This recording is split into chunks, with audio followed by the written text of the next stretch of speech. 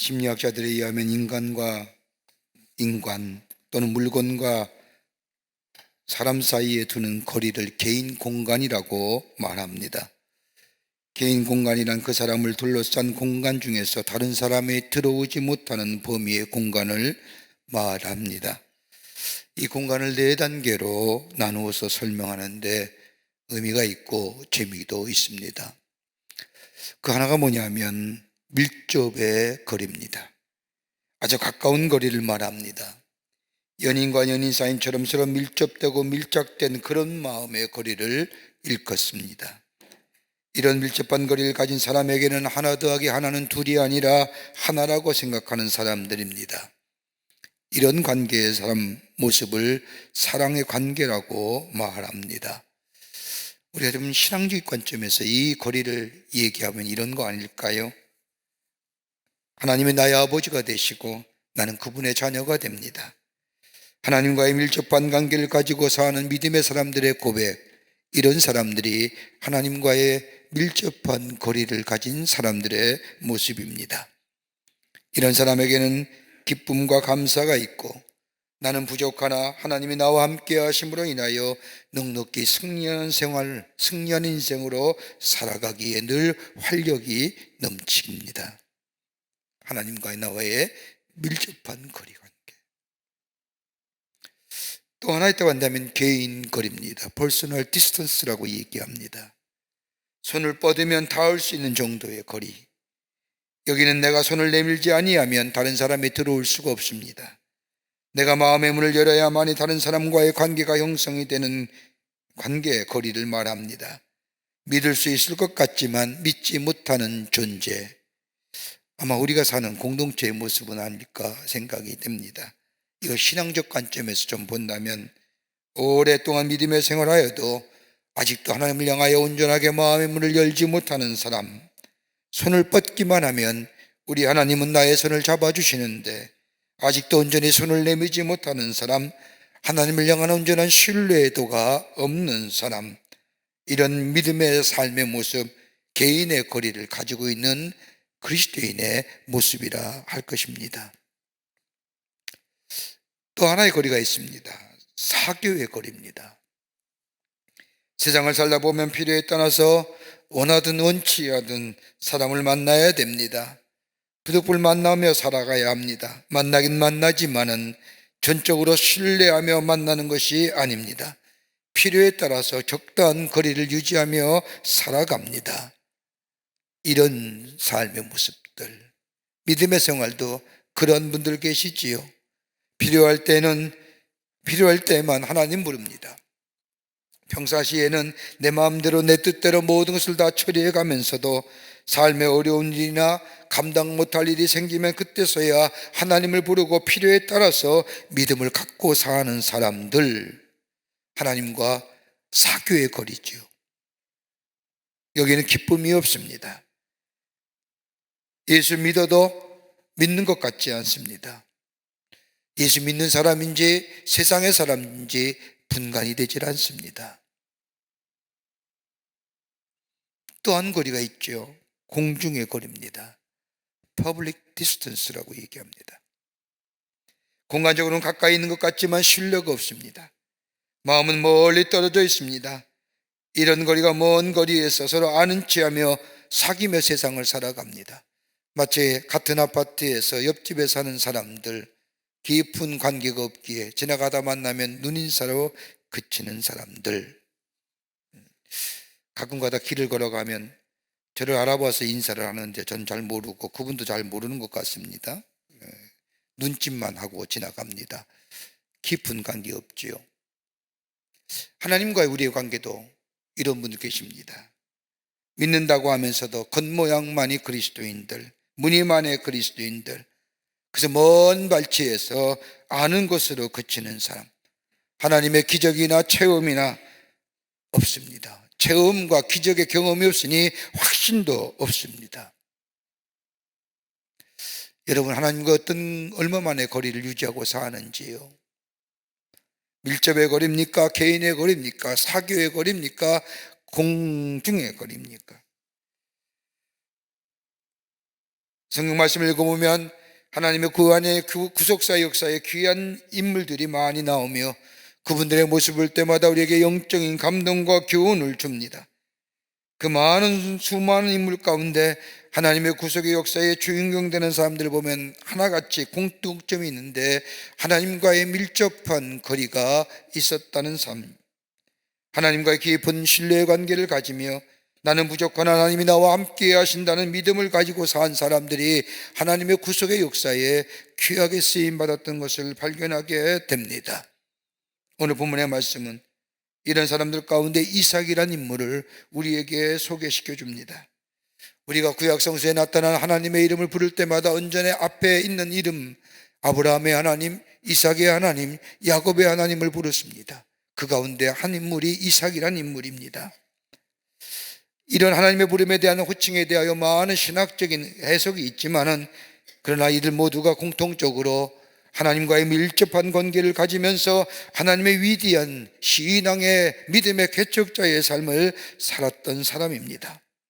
그 가운데 성경에 기록된 이삭의 모습을 보면 아브라함이나 야곱에 비하여 적은 부분의 분량으로 그를 소개합니다. 창세기의 말씀 가운데 대부분이 다 아브라함과 야곱에 관한 이야기로 기록되어 있지만은 그 가운데 유독 오늘 창세기 26장 한 장만이 이삭에 관하여 하나님이 말씀하십니다. 그렇다고 해서 아브라함이나 이삭처럼 야곱처럼 드라마틱한 인생을 산 것도 아닙니다. 모험적이고 파이노이어적인 인생을 산 사람도 아닙니다. 오늘 성경 말씀을 보면 그가 한 일이 있다고 한다면 일생을 살면서 우물 팠던 일밖에 없던 사람입니다. 어떻게 보면 무능해 보기도 하며 어떻게 보면 한심해 보기도 하며 어떤 하나님의 위대한 구속의 역사에 큰 모험적인 거나 큰 파이오니어적인 일은 하지 않았지만은 오늘 여기 하는 말씀에 보면 복받은 사람, 그러기에 하나님의 이름을 부를 때마다 야곱과 이스라엘과 더불어 이삭의 하나님이라고 불러주는 하나님의 위대한 구속의 역사에 쓰임받았던 사람. 도대체 왜 그랬을까요? 오늘 본문의 말씀 우리에게 귀한 영적인 교훈과 신앙의 교훈을 허락해 주십니다. 말씀을 통하여 함께 은혜 받기를 원합니다. 첫째는 우물을 파되 새 우물을 팠다는 겁니다. 오늘 창세기 26장 18절의 말씀을 보면 그 아버지 아브람 때 팠던 우물들을 다시 팠으니 이는 아브라함이 죽은 후에 블레셋 사람의 그 우물들을 메웠음이라. 이삭이 그 우물들의 이름을 그의 아버지가 부르던 이름을 그대로 불렀더라라고 말씀하고 있습니다. 예전에 아버지는 아브라함이 팠던 우물을 그 우물을 블레셋 사람이 다 막아 놓았는데 이삭이 다시 그 우물을 팠다는 겁니다. 그리고 그 우물의 이름을 아버지인 아브라함이 불렀던 이름을 그대로 불렀다는 겁니다. 왜 그럴까요? 이렇게 한 이유가 어디 있을까요? 한마디로 신앙의 새로운 갱신이요, 하나님을 향한 신앙의 새로운 믿음의 결단의 모습이라 할 것입니다. 여러분 성경 말씀을 보세요. 이삭의 생애를 보면 어쩌면 그렇게 아브라함의 생애와 똑같이 그토록 같을 수 있을까? 여러분, 하나님께서 아브라함에게 하나님의 축복의 약속을 해주신 말씀이 창세기 12장에 기록되어 있습니다. 12장의 말씀을 보면 하나님이 아브라함에게 하신 약속, 언약의 약속, 축복의 약속이 하나는 뭐냐? 너로 큰 민족을 이루어 내게 복을 주어 내 이름을 창대케 하고 너는 복의 근원이 될지니라. 그뿐 아니라 내가 너로 심히 번성케 하리라. 내 자손이 하늘의 별과 같이 바닷가의 모래와 같이 셀 수 없게 하시겠다고 약속하시면서 한 가지 귀한 것들을 말씀합니다. 가나안 땅을 떠나지 말라. 이런 하나님의 약속을 받은 아브라함은 그때부터 나그네 인생으로 살아갑니다. 그저 하나님의 약속만을 바라보며 그 약속의 성취를 기대하며 자신의 인생의 길을 걸어갑니다.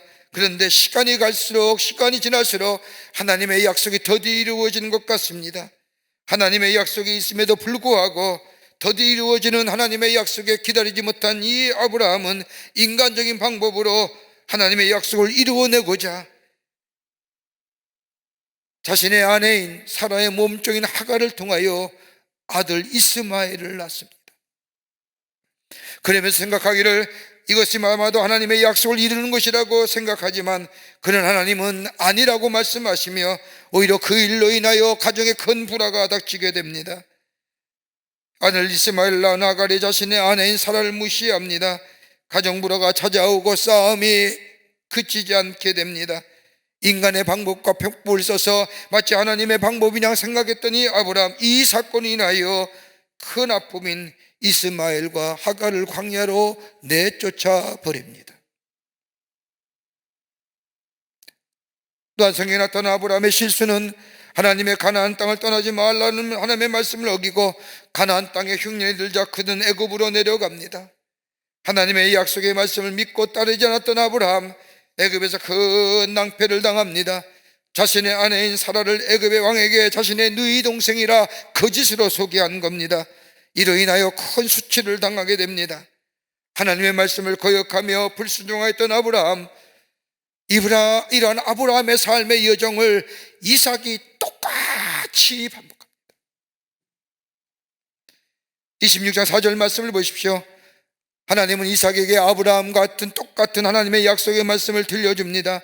내 자손을 하늘의 별과 같이 번성하게 하며 이 모든 땅을 내 자손에게 주리니 내 자손으로 말미암아 천하 만민이 복을 받으리라. 여러분, 아브라함이 하나님 앞에 받았던 창세기 12장에 나오는 말씀과 토시 하나 틀리지 않습니다. 그대로 말씀합니다. 그뿐입니까? 아버지 아브라함이 했던 사건들 이 이삭도 똑같이 합니다. 아브라함이 자신의 아내인 사라를 누이 동생이라고 애굽의 왕에게 속이고 소개한 것처럼 26장 1절과 7절 이하의 말씀을 보면 가나안 땅을 떠나지 말라고 말씀하시는데 이삭도 가나안 땅에 흉년이 들자 가나안 땅을 떠나 그라를 거쳐 블레셋 땅으로 내려갑니다. 거기서 이삭은 자신의 아내인 리브가를 블레셋 왕인 아비멜렉에게 누이라고 소개합니다. 이럴 수가요? 어찌 이렇게 똑같을 수가요? 하나님의 말씀에 불순종한 이삭, 그런데 아브라함과는 달리 하나님께서 이삭에게 축복해 주십니다. 블레셋 땅에서 하나님께서 축복하여 많은 부를 이루게 되자 블레셋 왕인 아비멜렉이 이삭을 찾아와 자신의 땅에서 떠나라고 말합니다. 이러한 이삭은 그 블레셋 땅을 떠나 그랄이라는 곳에 와 아버지인 아브라함이 팠던 우물을 블레셋 사람이 다 메어 놓았는데 그대로 그 우물을 다시 파고 그 우물의 이름을 아버지인 아브라함이 불렀던 그 우물의 이름을 그대로 부릅니다. 왜 그렇게 했을까요? 새롭게 팠으면 아버지가 쓰던 그 이름은 아버지가 쓰는 이름이고 내가 팠으니 내가 지어진 이름, 내가 명명한 우물의 이름이 나을 거 아닙니까? 여기에는 다름이 아니라 하나님의 약속에 대한 새로운 결단입니다. 아브라함과 똑같은 일을 행했던 이삭, 그럼에도 불구하고 자신을 축복해 주셨던 하나님, 아버지 아브라함에게 약속하셨던 하나님, 그 약속하신 하나님이 나에게도 똑같이 동일하게 약속하실 뿐만 아니라 나에게 축복해 주시는 그 하나님, 그 약속을 마음에 새길 뿐만 아니라 그 약속에 대한 새로운 믿음의 결단의 모습으로 아버지가 팠던 우물 블레셋 사람에 메웠지만 자기가 다시 그 우물을 사용할 때에 아버지가 불렀던 이름을 그대로 동일하게 붙였다는 것은 그 아버지인 아브라함 하나님이 오늘 나의 하나님이 되신다고 하는, 저 선조들의 하나님이 그때의 하나님을 그치는 것이 아니라 오늘날 나의 하나님이 되신다고 하는 그 믿음의 결단, 동일하신 하나님, 그러기에 그 약속도 동일하게 하신 하나님, 그 약속의 성취를 우리 조상에게 우리 선조에게 했던 것처럼 나에게도 동일하게 하실 것이라고 하는 그 믿음의 결단의 모습으로 동일하게 우물을 파 똑같은 이름을 명했다는 겁니다.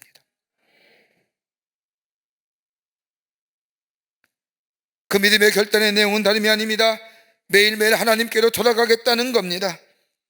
하나님 앞에 가지 않고는, 하나님 앞에 서지 않고는, 하나님 앞에 돌아가는 행동이 없이는 하나님을 알 수도 없으며 하나님의 하나님 되심을 경험할 수도 없으며 더 나아가 내 삶 속에 행하시는 수많은 사건과 일들에 대한 그 해석, 그 경륜, 그 뜻을 알 수 없기 때문에 내가 매일매일 하나님 앞에 나아가겠다.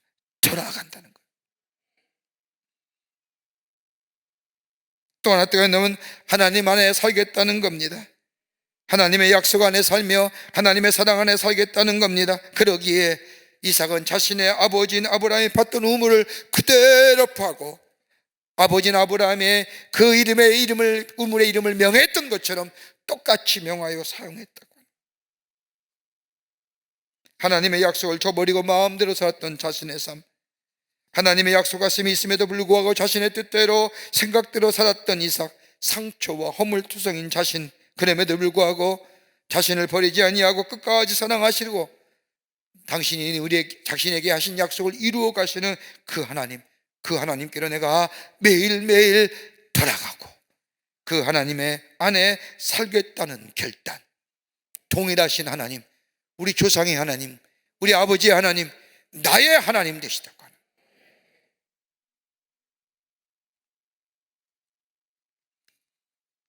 그 고백이 바로 이삭의 고백이요, 그 고백이 하나님과의 밀접한 거리를 만들어주며 약속의 성취가 그에 임하여 하나님의 축복된 인생으로 그의 이름이 이삭의 하나님이라고 하는 불러지는 놀라운 축복이 그에게 임했던 것을 보게 됩니다. 두 번째는 온유한 마음이 축복을 이룹니다. 창세기 26장 19절부터 21절의 말씀을 보십시오. 그랄로 내려온 이삭과 그의 식솔들, 그랄로 내려오자 먼저 할 일이 있다고 한다면 다시 우물을 파는 일입니다. 그런데 이삭이 우물을 팔 때마다 그랄의 목자들과 이삭의 목자들이 다툼이 일어납니다. 여러분, 광야에서 가장 중요한 게 뭘까요? 물입니다. 강수량이 적은 이스라엘에서 우물은 생명과도 같은 일입니다. 지금처럼 물주기를 찾아서 기계로 우물을 파는 시대와는 달리 족장 시대의 우물을 판다는 것, 여간 힘든 일이 아닙니다. 이렇게 힘들게 판 우물, 이삭은 그랄의 목자와 다툼이 일어날 때마다 오늘 성경 말씀에 보면 그 지경으로 옮겨갑니다. 오늘 성경 말씀을 보십시오. 짧은 말씀에 세 개의 우물의 이름이 나옵니다. 하나는 에색, 다툼이란 뜻입니다. 신나, 대적함입니다. 또 하나 때문에 르허봇, 장소가 넓다는 겁니다. 웬만하면 자기가 땀 흘려 그 우물을 팠다면 이건 내 거야, It's mine 이라고 얘기할 수 있는데 이삭은 그러하지 않습니다. 그날 목자와 다툼이 날 때마다 그는 다른 장소로 옮겨 또 다른 우물을 팝니다. 고생이 않을 수가 없습니다. 고생과 어려움이 있지만은 그의 마음속에 넓은 마음, 부드러운 마음, 깊이 있는 믿음을 가지고 넉넉히 극복해 갑니다. 그날 목자와 가와 시비를 걸면 그는 다른 장소로 옮겨 자신의 땀과 수고와 노력을 기울여 우물을 팝니다. 온유한 마음으로, 싸움의 마음이 아니라, 쟁의의 마음이 아니라 온유한 마음으로, 싸움의 땅이 아니라 화목의 땅으로, 미움과 시기의 땅이 아니라 화평의 땅으로 만들어 갑니다. 여러분, 이것이 바로 그리스도의 삶입니다. 여러분, 그리스도에 있는 것에서는 싸움과 다툼의 장소가 아니라 미움과 시기의 땅이 아니라 화평과 화목의 장소가 되어야 합니다. 이것이 바로 예수의 정신입니다. 여러분, 예수님이 이 땅에 오신 목적이 뭘까요? 하나님과 나와의 단절됐던 관계, 하나로 하시는 화목의 관계, 화해의 관계로 만들기 위해서, 나와 나 자신의 분리된 삶 속에 하나 되기 위해서, 화목케 하시기 위해서, 나와 나 다른 이웃과의 화목의 관계를 만드시기 위해서 예수님이 저 하늘의 보좌를 버리시고 인간의 몸을 입으시어 성육신하여 이 땅에 오신 것이 바로 성탄절입니다.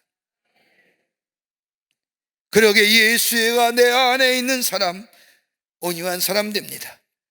예수가 내 안에 있는 사람, 저 싸움의 땅이 아니라 화목의 땅으로 만들어가며 분리와 나눔이 아니라 하나됨의 역사를 이루어가며 화평과 화목의 역사를 이루어가는 삶. 여러분, 모세의 생애를 보십시오. 모세는 혈기가 왕성했던 사람이 어디 있을까요? 그의 성격은 다혈질의 사람입니다. 저 애굽에서 있을 때에 애굽 사람이 자신의 종족 사람을 괴롭힌다는 이유 하나 때문에 쫓아가 애굽 사람을 쳐 죽인 사람이 바로 모세입니다. 또한 하나님께서 새겨 주신 귀한 십계명, 이스라엘 백성을 저 가나안 땅으로 인도해 갈 때에 시내산에서 하나님의 말씀의 계명을 돌판에 새기고 내려오는데 저 산 밑에서 우상을 섬기는 이스라엘 백성의 동족의 모습을 보자 그 돌판을 하나님이 새겨 주신 거예요.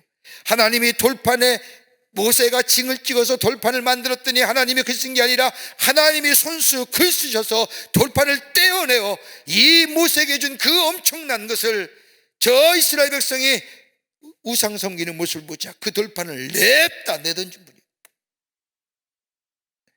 가데스바나에서 이스라엘 백성이 물이 없게 되자 하나님을 원망하며 모세를 원망하게 되자 모세가 하나님 앞에 간절히 기도하지요. 하나님이 지혜를 주시고 물 내을 방법을 주십니다. 반석을 명하라 말씀하십니다. 그 말씀 듣고 이스라엘 백성을 다 모아놓고 저들에게 하나님의 말씀을 전하게 될 때에 그의 마음속에 저 이스라엘 백성의 원망과 불평, 저 사악한 모습 보며 화가 치밀어오자 하나님이 반석을 명하라 했는데 반석을 냈다 지팡이로 쳐버리지 않습니까? 다혈질의 사람입니다. 다혈질로 말미암아 불순종의 죄를 범한 사람입니다. 그런데 성경 말씀을 보면 모세를 향하여 저의 온유함이 지상의 모든 사람보다 승하더라고 말씀합니다. 여러분, 모세에게 말하는 온유함이라는 게 어떤 걸까요? 여러분, 온유함이라는 것은 굴복한다는 겁니다. 절한다는 겁니다. 구부러진다는 겁니다. 낮아진다는 겁니다. 모세는 다혈질임에도 불구하고 하나님 앞에 철저하게 구부러지며 낮아집니다. 무서워서 굴복하는 것이 아니라 보상을 받아서가 아니라 스스로 낮은 마음. 여러분, 이 온유함은 어디서 오느냐? 내가 누구인가를 깨닫게 될 때에 비로소 내가 온유해지는 역사가 있게 됩니다. 성경은 우리를 향하여 죄와 저 형벌로 인하여 죄와 인하여 죽을 수밖에 없는 자, 죽어야 하는 자라고요.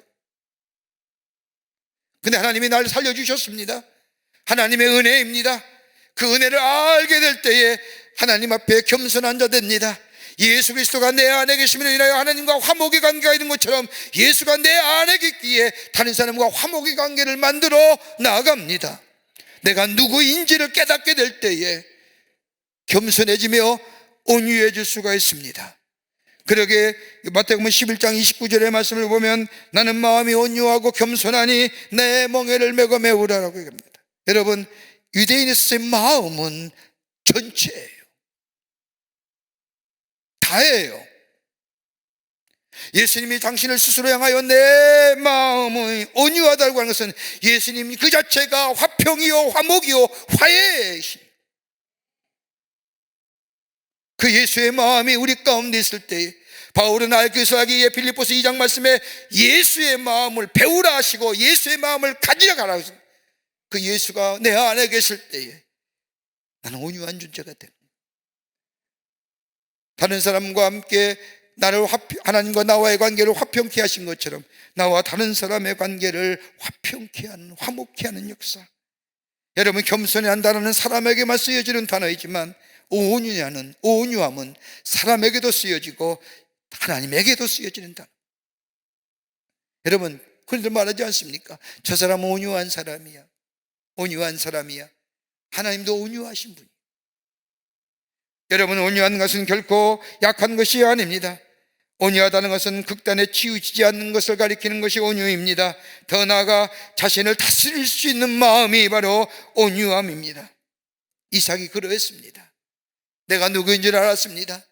하나님의 불순종했던 자, 불충했던 자, 그럼에도 불구하고 자신에게 행했던 약속을 이루고 가시는 그 하나님, 그 하나님의 은혜를 깨닫게 될 때에 내가 어떤 사람인가, 내가 어떤 존재인가를 알며 하나님의 은혜로 자신과 나와의 관계가, 하나님과의 관계가 화목한 관계가 된 것처럼 자신의 삶 가운데 다른 사람과 화목의 관계, 화평의 관계를 이루어 갑니다. 그러기에 우물을 팠을 때에 목자와 목자의 다툼이 있을 때마다 그것이 내 것이라고 우기지 아니하고 자리를 옮겨 또 다른 우물을 파. 내가 좀 피해보더라도, 내가 좀 힘이 들더라도 나를 향하여 하나님의 약속을 이루어 가시는 그 하나님을 믿기에 다른 사람에게 나누어 줍니다. 개의치 않습니다. 다투지 않습니다. 기자요 작가였던 오연호라는 사람이 쓴 책 가운데 한국이 미국에게 당할 수밖에 없는 이유란 책이 있습니다. 제목부터 좀 이상한 책이고 난해한 책입니다. 이 오웬이라는 사람은 대학생서부터 철저한 민족주의 사관에 입각하여 반미주였습니다. 반미 데모에 언제나 앞장섰던 사람이요 데모의 주동자였습니다. 그는 미국 사람들이 한국에 와서 잘못된 것만 찾아서 발표하는 일이 자기의 사명인 것처럼 생각했던 사람입니다. 그래서 미국 사람들이 한국에 대하여 잘못된 것들을 다 취재하여 만든 책이 무려 4권이나 됩니다. 그러다 어느 날 도대체 미국이 저렇게 강대국이 된 이유가 무엇인가를 알기를 원해서 유학을 갑니다. 그는 거기서 중요한 것을 깨닫게 됩니다. 러시아의 사회주의도 망하고 사회주의 이데올로기를 신봉했던 동유럽 나라도 다 망하지만은 유독 미국만이 망하지 않는 이유가 어디 있을까? 강대국으로 남아있는 이유가 어디 있을까? 그러면서 연구하여 그 결과가 쓴 책이 바로 그 책입니다. 그런데 그 책의 결론을 이렇게 얘기합니다. 미국이 망하지 않는 이유는 딱 하나, 발란티어 정신 때문에. 자원봉사 정신. 자원봉사의 정신이 미국을 지탱한다고 그런 결론을 내립니다. 여러분 가끔 미국 교회 가보면 입구에 안내문이 있는데 거기에 어떤 자원봉사를 원합니다라고 하는 안내문이 있으면 그 밑에 얼마나 많은 사람들이 그 자신의 이름을 거기에 적어놓는지.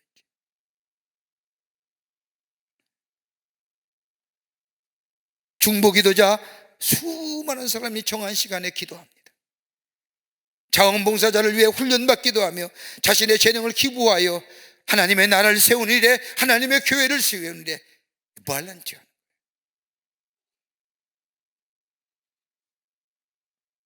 내가 도움이 있다고 한다면, 내가 도움을 줄 수 있다고 한다면, 나의 도움을 필요로 한 사람이 있다고 한다면, 한국교회 참 이게 약하죠. 좀 재능 기부 좀 하십시오. 바빠서요. 교회 일 좀 하시죠. 시간이 없어서요. 나를 위해서는 쓸 수 있는 시간이 있어도 다른 사람을 위하여 쓰는 시간 없다고.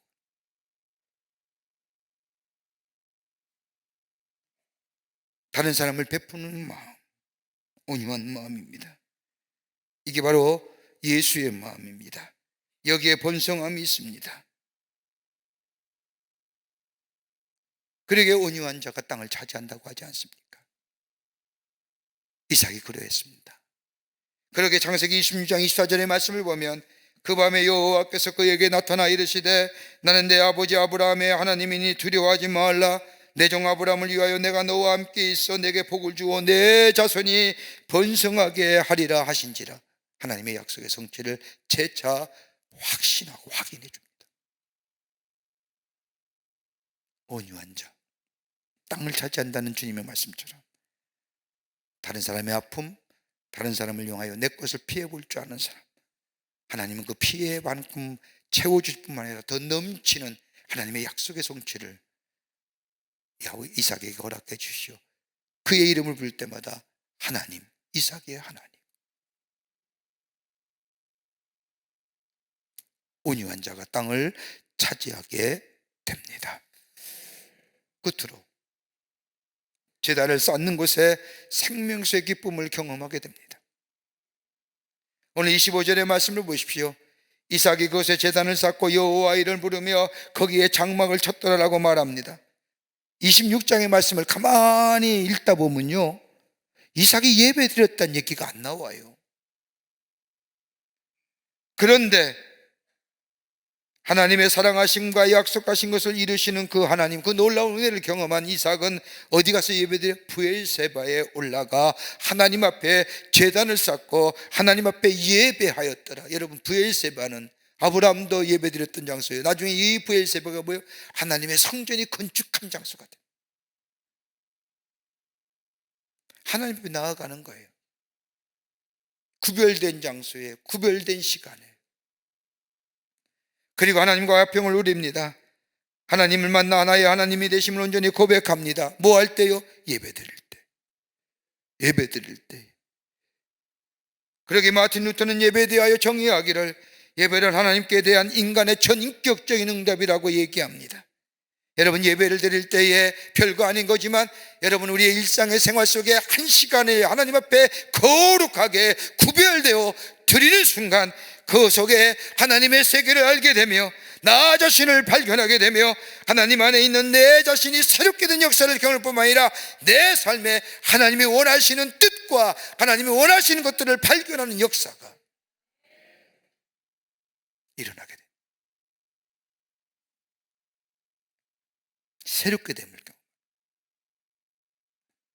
저는 가끔 우리의 일상생활 중에 한 시간이라도 거룩한 시간이 있는 거, 조금 자세를 바르게 하고 졸지 아니하고 눈 부릅뜨며 찬송하며 말씀을 들으며 내 일상의 일주일의 시간 가운데 한 시간 정말 구별되게 거룩한 시간으로 드려지는 시간이 우리 일상 가운데 있는지요.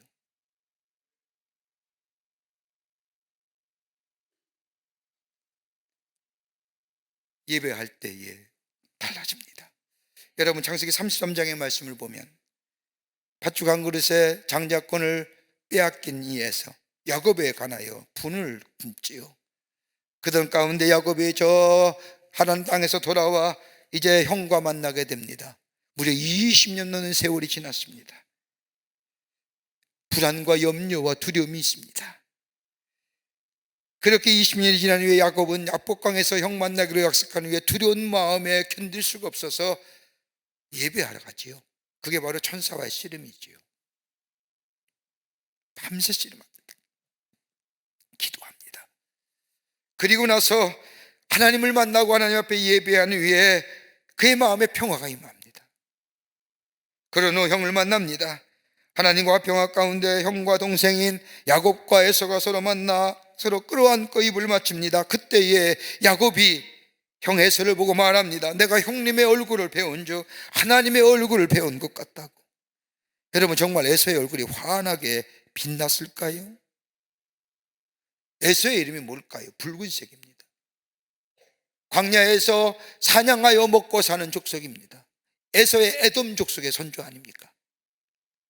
얼굴은 울각불각하며 태양빛에 그을러진 거무잡잡한 붉은색이 흐르는 그 얼굴이 무슨 하나님의 얼굴, 빛나는 얼굴처럼 배웠겠습니까? 아니죠. 하나님을 만나고 하나님을 예배할 때에 자신이 달라진 겁니다. 내 생각이 달라진 것이요, 내 가치관이 달라진 것이요, 내 세계관이 달라진 것이요, 내 가치와 내 세계관과 내 성품이 달라지니 보는 것이 달라진 거예요. 예배가 주는 교훈. 그러기에 형에서의 얼굴을 보니 하나님의 얼굴을 본 것 같다. 오늘도 우리 하나님 앞에 예배합니다. 힘있는 구원의 천성이 하늘에 울려 퍼집니다. 우리에게 기쁨이 있습니다. 감격이 있습니다. 우리 안에 예배 드릴 때에 새로운 힘의 능력을 경험하게 됩니다. 그리고 나의 심령에 말씀하시는 하나님의 음성을 듣습니다. 그리고 그 말씀에 비추어 내가 하나님의 말씀을 읽는 것이 아니라 그 말씀이 나를 읽어감으로 인하여 내가 얼마나 죄된 존재인가를 깨달아 하나님 앞에 회개합니다. 여기에 새로운 생명의 역사가 일어나는 겁니다. 이삭이 그랬다는 거예요. 하나님을 떠났지만 하나님이 여전히 나를 붙잡고 계시는 하나님, 나의 약속을, 나와 맺은 이 언약, 이 커버넌트 지키시는 하나님, 그 하나님이 계시기에 내가 누구인지를 알았고 내가 어떤 자인 깨닫게 되고 그 참으신 하나님, 온유하신 하나님이 그의 마음속에 있게 될 때에 다른 사람의 온유할 뿐만 아니라 그 은혜에 감격하여 하나님에 나아가 하나님의 이름을 부르며 예배하게 될 때에 그의 마음속에 심령의 기쁨이, 말씀의 능력이 새롭게 하시는 역사가, 그러게 그를 기억하는 자마다 지금까지도 많은 사람이 아브라함의 하나님이요, 이삭의 하나님이요, 야곱의 하나님이라 부르는, 매일매일 주님과 만나고 주님과 예배하며 주님의 말씀을 따라 사는 삶, 이게 바로 하늘의 축복을 누리는 삶이요, 복된 인생의 삶으로 살아가는 하나님의 백성의 삶인 줄 믿습니다. 이런 믿음의 결단이 여러분과 저 가운데 있어지기를 주의 이름으로 축원합니다. 하나님 감사합니다. 저희들 주께서 사랑해 주셔서 하나님의 백성 삼으심에 감사합니다. 하나님의 백성임에 불구하고 말씀에 순종하지 못하고 내 마음 내 뜻대로 살 때가 얼마나 많았는지요. 그럼에도 불구하고 우리 하나님은 나와 맺은 약속 변치 아니하시고 이루어 가시는 그 하나님, 그 하나님의 내가 어떤 존재인가를 깨닫고 주님께 돌아오는 자 되게 하시고 하나님이 나의 하나님 되심을 고백할 뿐만 아니라 하나님 앞에 하나님의 온유함이 내 속에 임하여 다른 사람에게 온유함으로 대하는 저희들 되게 하시고 예배하는 존재가 되어 하늘의 축복을 누리며 약속의 성취를 누리며 그 하나님을 높이 증거하는 저희들의 삶으로 주께서 삼아 주시옵소서. 감사하며 예수님의 이름으로 기도하옵나이다. 아멘.